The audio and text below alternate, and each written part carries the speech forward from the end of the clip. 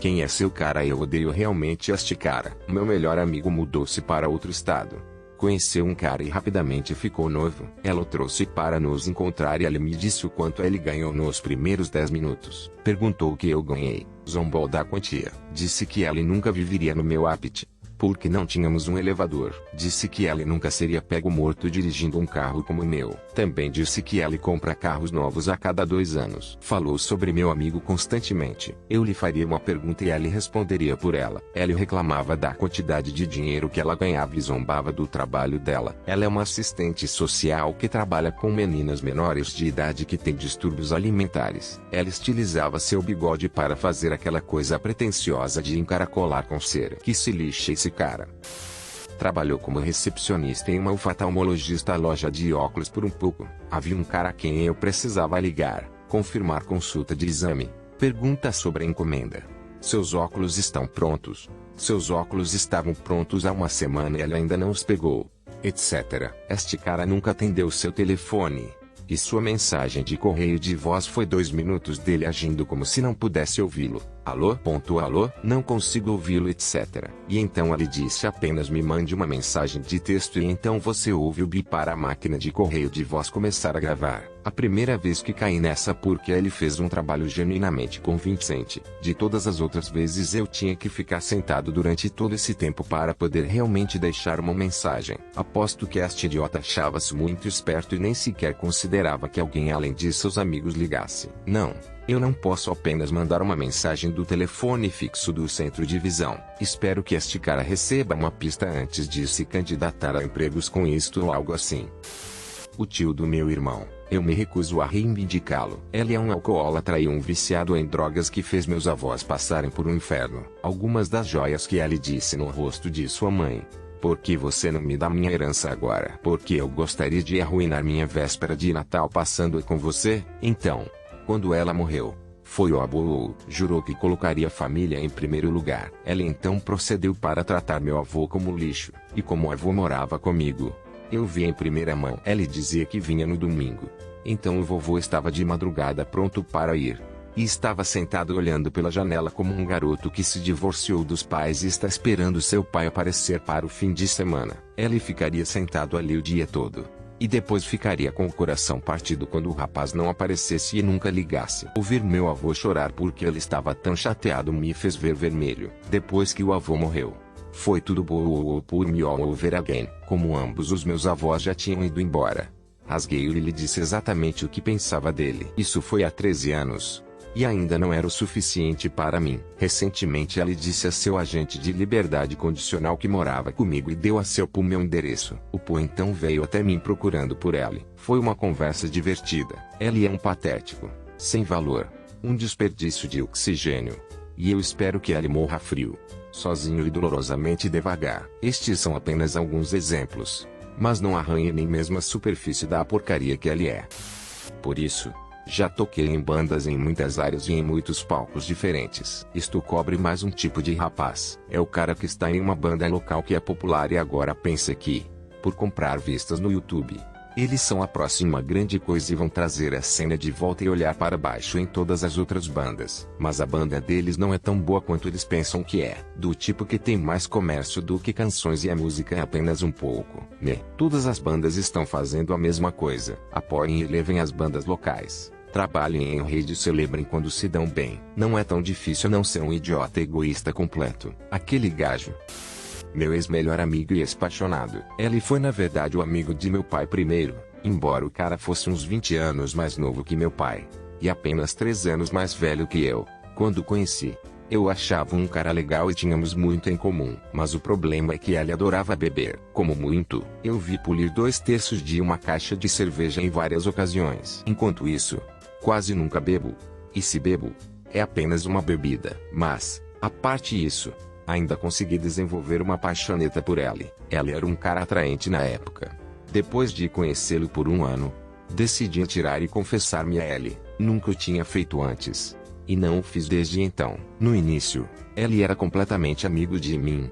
Mas depois ele se virava e agia como se estivesse interessado. Ele constantemente me dizia que eu convidava para sair e às vezes agiria como se ele estivesse interessado. E como um ingênuo, um idiota doente do amor, Eu o deixava fazer isso. Eu sei que deveria ter dito a ele que não, mas nunca o fiz. Assim, isto durou cerca de 6 meses até uma noite fatídica, quando Ellie fez algo tão cruel e imperdoável. Para resumir uma história já longa, Ellie pegou intencionalmente um pedaço de papel aceso e queimou meu então irmão de 8 anos em 3 lugares. Ellie já havia estado sozinho com meu irmão várias vezes e nada aconteceu. Eu nunca mais o vi depois daquela noite. Meus pais apresentaram queixa por direito, e Ellie foi acusado de abuso infantil. Soube pela última vez que Ellie ficou 8 meses na prisão e cerca de 2 ou 3 anos de liberdade condicional, já que foi sua primeira ofensa. Sempre que penso nele, tudo o que sinto é raiva e pesar, e tristeza pelo que meu pobre irmão passou. Por isso, sim,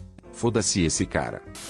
2 caras com quem eu costumava trabalhar. O primeiro cara era um caipira de 50 anos. Ele fazia piadas racistas e chamava as pessoas de gays. Uma vez ela insinuou que eu e outro colega de trabalho somos gays porque conversamos muito. Éramos amigos e eu conhecia por trabalharmos juntos em uma empresa anterior. Voltamos alguns anos atrás. Não me ofendo muito, mas ele era apenas desagradável. Fiz um formulário de reclamação de RH em tom de brincadeira e o coloquei em sua mesa depois que ele fez uma piada antissemita. Ele se ofendeu e me chamou de merda. Ele também costumava tocar música alto, country, em um pequeno escritório aberto e aumentava quando eu estava ao telefone. Ele teria ficado bem se tivesse saído para fazer o que quisesse, mas eu achei incrivelmente difícil me concentrar com ela. Jackson S. Remember quando tocava no repeat. Eu detesto essa música. O outro cara era um ano mais novo que eu, meados dos anos 30. Mas ele agiu 15 anos. Ele é paquistanês, então eu sei que há uma diferença cultural lá. Ele era muito do tipo sou um cachorro macho alfa. Sempre falava sobre ir ao ginásio. O cara era magricela, e como sua esposa fazia toda a sua comida porque ele é um homem de verdade. Tenho quase certeza que foi um casamento arranjado. Ele usou uma calúnia para os paquistaneses e eu lhe perguntei sobre isso desde que um amigo paquistanês me disse que era uma calúnia. A resposta foi, sim. Minha irmã me diz para não dizer também, mas eu a uso porque acho que as pessoas devem parar de se ofender com tudo. Então esse cara usa propositalmente uma linguagem ofensiva porque ele se orgulha de não se ofender com as coisas. Mais uma vez, eu não me ofendo com muita coisa, mas isso parece uma atitude de merda para se ter atologia. Este cara também tocava sua música alto, muitas vezes ao mesmo tempo que o outro cara. Eles se sentavam bem ao lado um do outro. Sua música era geralmente EDM, mas ele jogava pop infantil como Jojo Siwa. Ele também gostava muito de um remix EDM do tema Baby Einstein, WTF. Ele também costumava me dar conselhos de pais dos anos 50.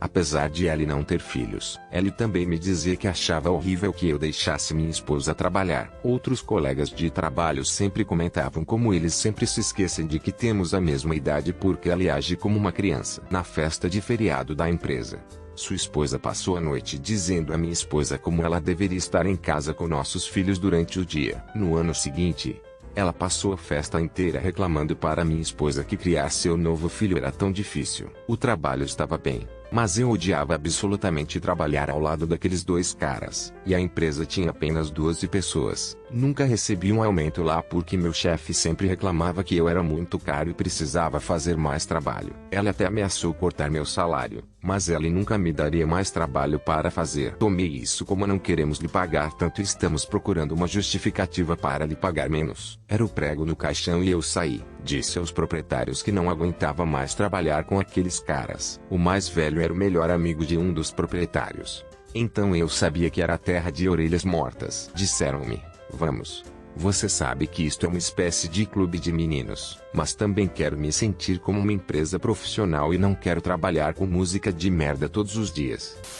Um de meus antigos chefes embebedou-se em uma festa do escritório e admitiu um grupo de nós que fez o contrato de trabalho deliberadamente vago para poder copiá-los/colar para cada novo funcionário e apenas mudar o nome para dizer hora. Sua justificativa foi que o contrato era apenas uma caixa legal para assinalar porque ele podia nos obrigar a fazer o que quisesse. Sim, isto significava que todos eram pagos da mesma forma, não importando qual fosse seu papel. Por causa da política tóxica do escritório que ele ajudou a cultivar, isto irritou muita gente, inclusive eu. Eu já o odiava, mas depois disso eu realmente o odiava. Já se passaram uns 10 anos neste ponto, Mas ainda tenho um rancor contra um professor em particular que tive na faculdade que sistematicamente baixou minha nota e quase 10% depois que eu entreguei uma final, fazendo com que eu perdesse uma nota completa por um ponto único e me forçando a perder minha bolsa de estudos. O cara estava ensinando seu primeiro semestre na escola quando eu tive e estava claramente irritado por ter que dar essa classe em particular, pois foi contratado como especialista para outra área. Eu não diria que alguma vez tive algum problema em particular com o cara, mas eu sempre tive a vibração de que ele não gostava de mim e ele certamente também não era minha xícara de chá. Eu tinha em algum lugar na vizinhança de 87% nesta classe freshman level, então eu estava realmente esperando que se eu me saísse bem no meu projeto final, eu poderia subir para um A. Eu entreguei tudo e esperei ansiosamente para verificar minha nota depois de uma semana ou mais. Não só não consegui um A, como também fiquei cego com um C. Fiquei totalmente chocado e confuso. Mas depois a realidade real da minha situação se fixou em zero. Minha média geral de aproveitamento havia caído abaixo do que eu precisava para manter minha bolsa de estudos principal. Fiquei furioso, mas principalmente perplexo como eu poderia ter me saído tão bem e depois perdi 10% da minha nota logo no final. Eu, educadamente, mandei um e-mail ao meu professor pedindo para ver um desdobramento de minhas notas, pois eu nunca tinha visto o que recebi em meu diário final, meu diário de curso longo, etc. Ou recebi qualquer feedback. Não obtive resposta. Mandei novamente um e-mail. Nenhuma resposta. Toda vez que o via nos corredores depois disso, ele fazia contato visual e depois mudava de direção ou ia para um escritório. Pensei, certo, isto é suspeito porque ele está claramente me evitando. Tive que pedir minhas notas através do presidente do departamento. E quando as recebi, vi que eu tinha 79,98%. Se eu tivesse conseguido um mais ponto em qualquer coisa durante todo o semestre, eu teria tido um B. Finalmente vi todas as minhas notas. O professor me deu 60% na minha nota final, 40% na participação, 50% no meu diário semestral e 70% na minha frequência. Só perdi uma única aula durante todo o semestre, que foi no dia seguinte ao meu 21º aniversário.